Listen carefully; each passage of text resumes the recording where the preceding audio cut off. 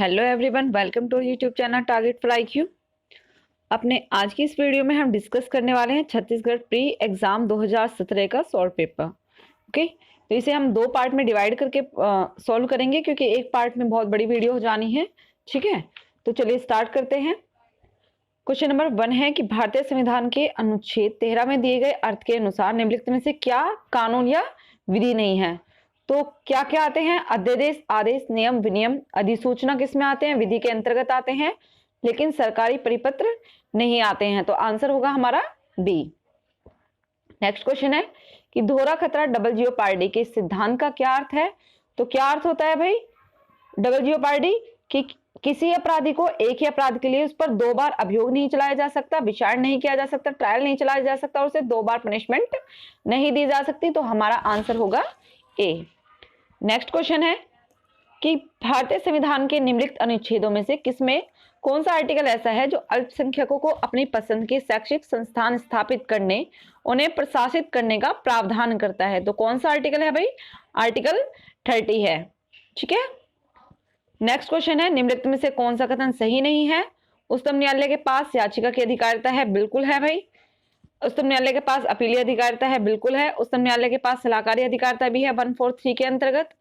और नेक्स्ट है उच्चतम न्यायालय के पास कोई मूल अधिकारिता नहीं है। तो ये तो गलत कह रहा है क्योंकि उच्चतम न्यायालय के पास तो अपनी प्रारंभिक या मूल अधिकारिता भी है ना। तो आंसर होगा हमारा डी। नेक्स्ट क्वेश्चन है भारतीय संविधान के निम्नलिखित अनुच्छेदों में से किसमें समान न्याय और मुफ्त कानूनी सहायता का प्रावधान किया गया है। तो कहां पर है? अनुच्छेद 39 ए के अंतर्गत।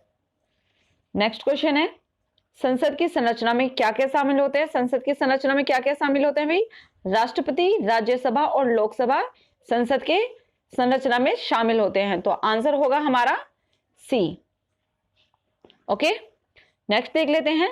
कह रहे निम्नलिखित मामलों में से किसमें उत्प्रेषण रिट ऑफ सेरेटरी जारी की जाती है। तो कहां पर की जाती है? क्या होता है ना? रिट ऑफ सेरेटरी क्या होती है कि अगर किसी न्यायालय ने अपने अधिकारिता से बाहर या अधिकारिता से ज्यादा, है ना, या फिर प्राकृतिक न्याय का उल्लंघन किया है, विधि का स्पष्ट रूप से दिख रहा है कि उल्लंघन कर दिया है और करके निर्णय दे दिया है, तो उसे उस निर्णय को अपने पास बुलाया जाता है कोर्ट के द्वारा, सुप्रीम कोर्ट या हाई कोर्ट के द्वारा। और किस लिए बुलाया जाता है? जिससे कि उनमें सुधार किया जा सके, है ना। तो किस लिए होती है रिट ऑफ सेरेटरी? कि यहाँ पर है अर्धनिकाय निकायों द्वारा बिना किसी अधिकारिता के पास किए गए आदेशों को रद्द करने हेतु। तो आंसर हमारा होगा सी। नेक्स्ट देख लेते हैं, कॉन्स्टिट्यूशन के ही क्वेश्चन चल रहे हैं सारे। निम्नलिखित में से क्या भारत के प्रत्येक नागरिक का एक मौलिक कर्तव्य है। तो क्या मौलिक कर्तव्य है? देखिए भाई, न्यायपालिका को कार्यपालिका से अलग रखना, तो ये क्या है? नीति निर्देशक तत्व है अनुच्छेद 50 में, है ना। अल्पसंख्यकों के हितों की रक्षा करना, ये भी। ग्राम पंचायतों का गठन करना, ये भी। फिर कह रहा है सार्वजनिक संपत्ति की रक्षा करना और हिंसा से दूर रहना क्या है? प्रत्येक नागरिक का एक मौलिक कर्तव्य है। ओके, नेक्स्ट देख लेते हैं। निम्नलिखित मामलों में से किसमें उच्चतम न्यायालय ने तेजाब हमले से पीड़ित के पक्ष में दिशा निर्देश दिए थे। तो ये भाई लक्ष्मी बनाम यूनियन ऑफ इंडिया का जो केस आया था 2016 में, तो यहाँ पर क्या दिया गया था? तेजाब से रिलेटेड जो पीड़ित हैं उनके पक्ष में दिशा निर्देश जारी किए गए थे। तो आंसर है हमारा बी। सीआरपीसी का क्वेश्चन है भारतीय संविधान में सहकारी समितियों का प्रावधान किसके द्वारा जोड़ा गया है? ये जोड़ा गया है, देखिए, संविधान का जो संशोधन किया गया था, कौन सा संशोधन किया गया था? 97वां संशोधन किया गया था, 97 अमेंडमेंट एक्ट 2011 के द्वारा क्या किया गया कि भारतीय संविधान में सहकारी समिति का प्रावधान जोड़ा गया। ओके, नेक्स्ट देख लेते हैं। निम्नलिखित में से किस मामले में राष्ट्रीय न्यायिक नियुक्ति एजेंसी एनजेईसी को उच्चतम न्यायालय द्वारा असंवैधानिक घोषित किया गया था? राष्ट्रीय न्यायिक नियुक्ति आयोग नियुक्त किया गया था किस लिए? कि भाई जो सुप्रीम कोर्ट में और हाई कोर्ट में जो न्यायाधीशों की नियुक्ति होगी तो ये इसके द्वारा होगी, मतलब जो न्यायिक नियुक्ति आयोग बनाया गया कि इसके द्वारा नियुक्ति की जाएंगी। ठीक है, लेकिन उसके बाद में मामला आया supreme court advocate on record association बनाम यूनियन ऑफ इंडिया, इसके द्वारा इसे क्या कर दिया गया? असंवैधानिक घोषित कर दिया गया। तो हमारा आंसर है डी। नेक्स्ट है संसद के दोनों सदनों द्वारा प्रस्ताव के अनुमोदित ना होने की स्थिति में किसी राज्य में घोषित राष्ट्रपति शासन की अवधि कब समाप्त हो जाएगी? कि भाई दोनों सदनों में अगर अनुमोदित नहीं हुआ है ना, दोनों सदनों के पास गया, लेकिन उन्होंने परमिशन नहीं दी। और किसी राज्य में राष्ट्रपति शासन है तो वो कितने दिनों के बाद में क्या हो जाएगा, 2 महीने के बाद में, 2 महीने की अवधि में अगर परमिशन नहीं मिलती है तो वो क्या कर दिया जाएगा भाई, अवैध घोषित कर दिया जाएगा। नेक्स्ट क्वेश्चन है, भारतीय संविधान के किस अनुच्छेद में कहा गया है कि इस संविधान को भारत का संविधान कहा जाएगा? मोस्ट इंपोर्टेंट क्वेश्चन है। 393 आर्टिकल में। भारत के संविधान में कितनी अनुसूचियां हैं? तो जब भारत का संविधान बना था 1950 में तो तब 8 अनुसूचियां थी, लेकिन 4 अनुसूचियों को बाद में जोड़ा गया, तो टोटल अभी है 12 अनुसूचियां, 395 अनुच्छेद और 22 भाग। नेक्स्ट है भारतीय दंड संहिता, आईपीसी का क्वेश्चन है कि भारतीय दंड संहिता की धारा 57 के अनुसार आजीवन कारावास की अवधि कितनी होती है? तो यहाँ जो सेक्शन 57 है वो गणना करता है, भिन्नों की बात करता है, कारावास की भिन्न, है ना। तो वहां कहा गया है कि भारतीय दंड संहिता की धारा 57 के अनुसार आजीवन कारावास की अवधि 20 वर्ष मानी गई है। ओके, नेक्स्ट देख लेते हैं, निम्नलिखित मामलों में से किसमें उच्चतम न्यायालय ने स्पष्ट किया कि केवल आलोचना या सरकार पर की गई टिप्पणी देशद्रोह के अपराध के लिए पर्याप्त नहीं होती है? तो कौन सा केस था? तो भाई ये जो केस था केदारनाथ बनाम बिहार सरकार का केस था। यहां पर कहा गया कि अगर कोई आलोचना की गई है सरकार की या टिप्पणी की गई है, ये टिप्पणी मात्र देशद्रोह का अपराध निर्मित नहीं करती है। नेक्स्ट क्वेश्चन है, निम्नलिखित मामलों में से किसमें उच्चतम न्यायालय ने सभी सिनेमाघरों में फीचर फिल्म की शुरुआत से पहले और राष्ट्रगान चलाने और हाल में उपस्थित सभी लोगों के लिए खड़े होने तथा राष्ट्रगान के प्रति सम्मान दर्शाने को अनिवार्य बनाया गया? तो कौन सा केस था भाई? ये केस था देविका, कौन सा केस था, सॉरी, ये क्या केस था? श्याम नारायण चौक से बनाम यूनियन ऑफ इंडिया। कौन सा केस आया था? श्याम नारायण चौक से बनाम यूनियन ऑफ इंडिया के बाद में यह भी निर्धारित किया गया कि भाई जब भी आप मूवी देखने जाओगे तो जो भी मूवी स्टार्ट होने से पहले क्या होगा, राष्ट्रगान सिनेमा हॉल में बजाया जाएगा।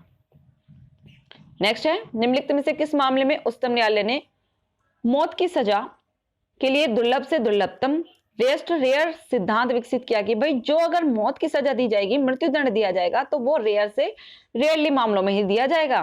तो ये था केस बच्चन सिंह बनाम पंजाब सरकार का। आंसर है हमारा सी। नेक्स्ट है, ए को शॉपिंग मॉल में एक हीरे की अंगूठी मिलती है और उसे पता नहीं है कि वो किसकी है।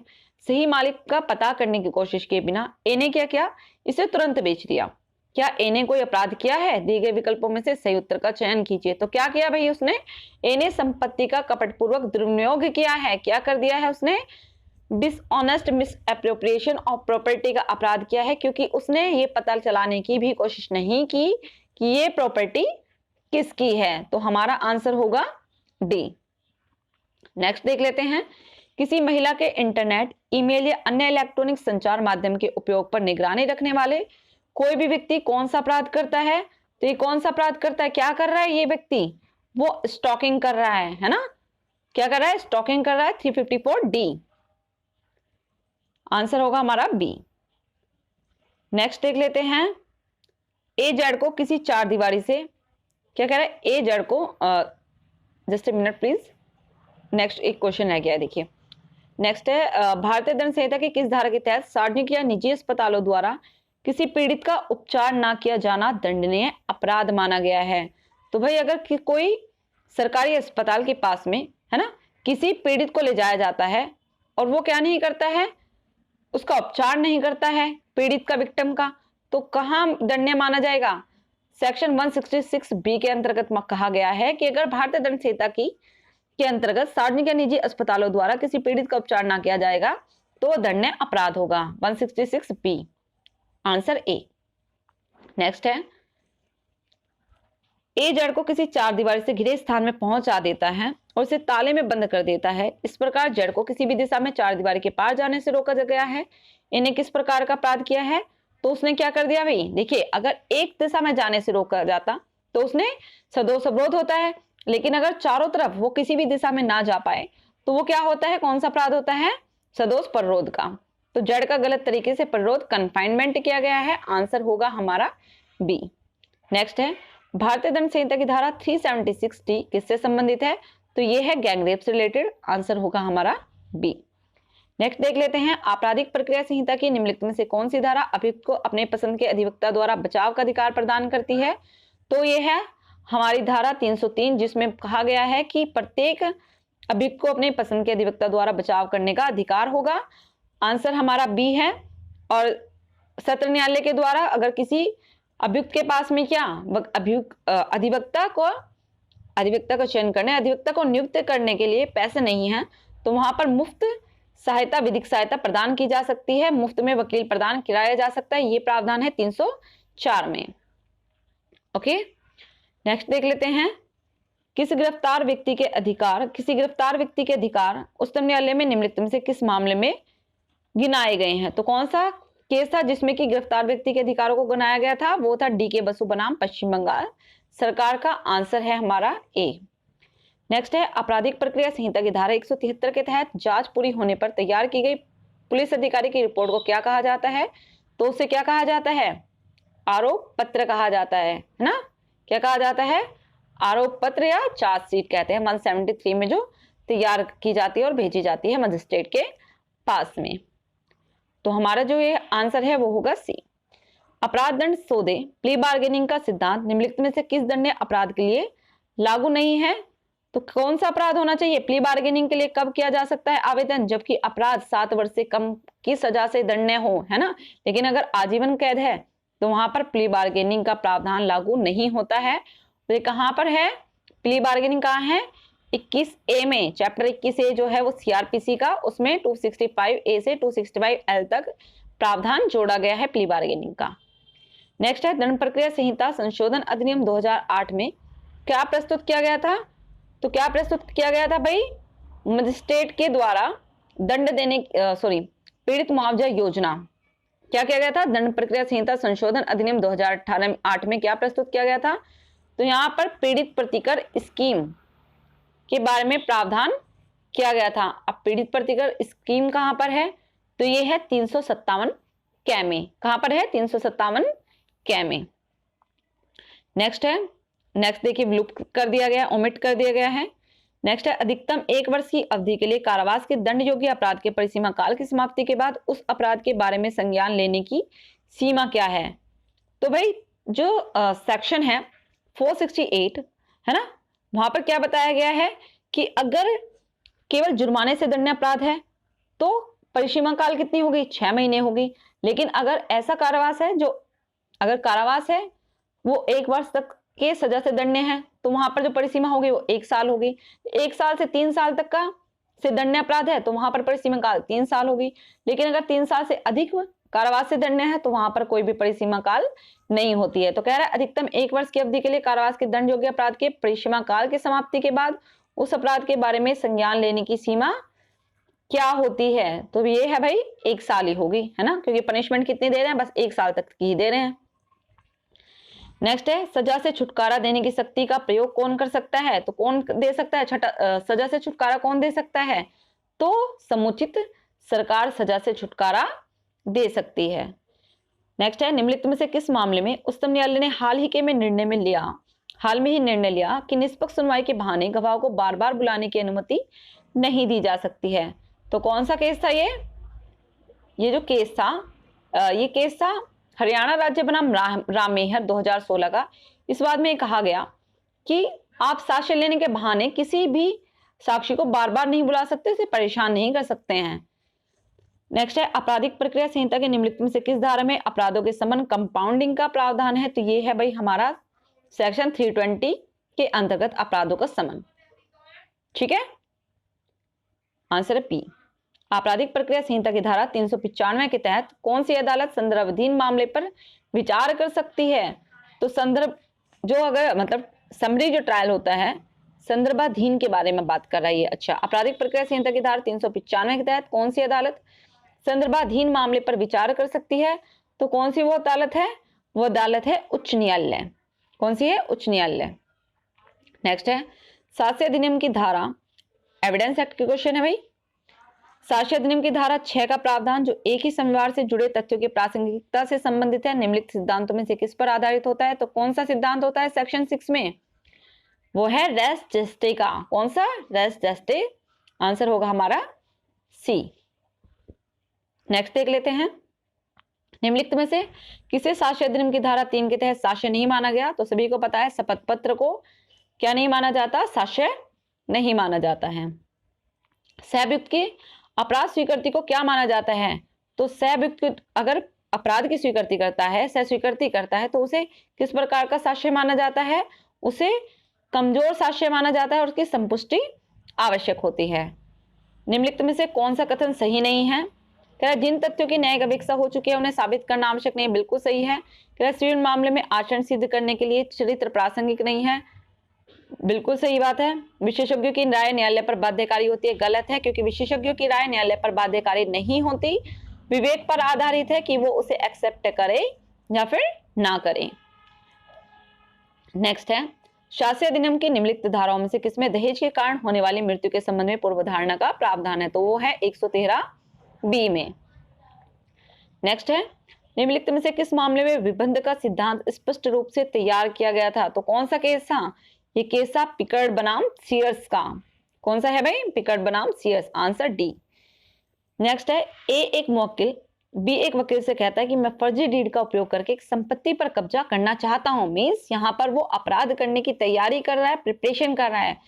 फिर उसे वकील से कहता है कि जिसके लिए मैं आपके द्वारा मुकदमा दर्ज करने का अनुरोध करता हूं। साक्ष्य अधिनियम की धारा 126 के अनुसार इस वार्तालाप की कानूनी स्थिति क्या होगी? भाई ऐसा वार्तालाप प्रकटीकरण से सुरक्षित नहीं होगा, आंसर होगा हमारा बी। नेक्स्ट है, निम्नलिखित में से किस मामले में उच्चतम न्यायालय ने पुलिस हिरासत में पुलिस अधिकारियों के सामने की गई अपराध स्वीकृति की अस्वीकार्यता के नियम का खुलासा करते हुए उस पर जोर दिया था? तो ये जो केस था, ये केस था इंद्र दलाल बनाम हरियाणा राज्य का। नेक्स्ट है, निम्नलिखित कथनों में से कौन सा सही है? भाई देखिए, साफ है कि किसी भी तथ्य के साक्ष्य के लिए साक्ष्य की कोई विशिष्ट संख्या आवश्यक नहीं होती। सेक्शन 134 में प्रावधान किया गया है कि भाई साक्ष्य की संख्या क्या होगी? तो वहां पर कहा गया है कि साक्ष्य को गिना ना जाए बल्कि तोला जाए। एक साक्ष्य भी सक्षम होगा अगर वो सही से एविडेंस देता है, उसका एविडेंस ट्रस्टेबल है ना। तो किसी भी तथ्य के साक्ष्य के लिए साक्ष्य की विशिष्ट संख्या आवश्यक नहीं होती। नेक्स्ट है, राजू देवाड़े बनाम महाराष्ट्र राज्य के मामले में उच्चतम न्यायालय का हालिया जो निर्णय है वो किससे संबंधित है? तो ये संबंधित है मृत्युकालीन कथन से, आंसर होगा हमारा ए। ओके, नेक्स्ट देख लेते हैं, जब अदालत किसी कानून या वैधानिक प्रभाव वाले किसी नियम से अनभिज्ञ रहते हुए निर्णय देती है तो ऐसे निर्णय को क्या कहा जाता है? तो ऐसे निर्णय को कहा जाता है पर इंक्यूरियम। ओके, नेक्स्ट है, चुनौती देने वाले प्रतिवादी की याचिका को वास्तव में क्या कहा जाता है? जो चुनौती दे रहा है, तो ऐसे प्रतिवादी की याचिका को क्या कहा जाता है? ऐसे प्रतिवादी की याचिका को कहा जाता है प्ली फॉर डिम्यूर। ठीक है, क्या कहा जाता है? Plea for डिम्यूर। नेक्स्ट है, पैरवी में क्या शामिल है? सभी को पता है, बात पत्र और लिखित कथन क्या आते हैं? प्लीडिंग के अंतर्गत आते हैं, पैरवी के अंतर्गत आते हैं। नेक्स्ट है, सिविल प्रक्रिया संहिता के अस्थायी आदेश प्रदान करने का प्रावधान क्या गया है? कहां पर किया गया है? तो आदेश ऑर्डर 39 के साथ पढ़ी जाएगी धारा 95। ठीक है, आंसर होगा ए। नेक्स्ट है, किसी मुकदमे में किसी आवश्यक पक्ष को शामिल ना किए जाने, नॉन जेंडर का परिणाम क्या होता है? तो इसका परिणाम होता है मुकदमे का बर्खास्तगी। ठीक है, मुकदमे को बर्खास्त किया जा सकता है। नेक्स्ट है, निम्नलिखित में से कौन सा कथन सही है कि मनी डिक्री के निष्पादन के लिए एक महिला को गिरफ्तार किया जा सकता है? बिल्कुल गलत है। मनी डिक्री के निष्पादन में एक महिला को गिरफ्तार करके जमानत पर गिरफ्तार किया जा सकता है? गलत है। एक मनी के डिक्री के निष्पादन के लिए एक महिला को गिरफ्तार नहीं किया जा सकता। तो हमारा आंसर होगा सी। ओके, नेक्स्ट देख लेते हैं, जिस कार्रवाई द्वारा एक डिक्री धारक तीसरे पक्ष के हाथों में ऋण के धन या संपत्ति की वसूली करना चाहता है तो इसे किस नाम से जाना जाता है? तो कौन सा, किस नाम से जाना जाता है? इसे जाना जाता है गार्निसी ऑर्डर के नाम से। नेक्स्ट है, निम्नलिखित में से किस मामले में उच्चतम न्यायालय ने कहा कि जब मुकदमे की सुनवाई शुरू हो गई है तो उसे दिन प्रतिदिन जारी रखना चाहिए? तो ये कहां पर कहा गया था? कौन से वाला केस था जिसमें ये बात कही गई थी? ये कही गई थी बजाज ऑटो लिमिटेड बनाम टीवीएस मोटर कंपनी, आंसर होगा हमारा डी। नेक्स्ट है, डिक्री के निष्पादन में निम्नलिखित में से किसकी कुर्की और बिक्री नहीं की जा सकती? तो भाई बीमा पॉलिसी के तहत देय भुगतान की क्या नहीं की जा सकती? कुर्की और बिक्री नहीं की जा सकती है, हमारा आंसर होगा सी। नेक्स्ट है, सिविल प्रक्रिया संहिता की निम्नलिखित में से किस धारा में सरकार के विरुद्ध मुकदमा दायर करने के पहले संवैधानिक नोटिस देने की आवश्यकता नियत की गई है? तो ये है हमारा आंसर बी 80 में, सेक्शन 80। और कितना दिन की नोटिस देना होगा? वो होगा 2 मास का। नेक्स्ट है, भारतीय संघ बनाम दिलेर सिंह के मामले में उच्चतम न्यायालय का हालिया निर्णय संबंधित है, किससे संबंधित है? तो यह है दूसरी अपील से रिलेटेड। आंसर है हमारा एक। फिर है, सिविल प्रक्रिया संहिता की किस धारा में अदालत की अंतर्निहित शक्तियों का वर्णन किया गया है? तो आंसर है हमारा B, section 151 of CPC act के अंतर्गत। ओके, तो हमारा पार्ट 1 कंप्लीट हो गया है हमारे सीजे प्री 2017 के सॉल्व पेपर का। पार्ट 2 में हम बाकी के जो क्वेश्चन है वो देख लेंगे। Okay, thank you so much.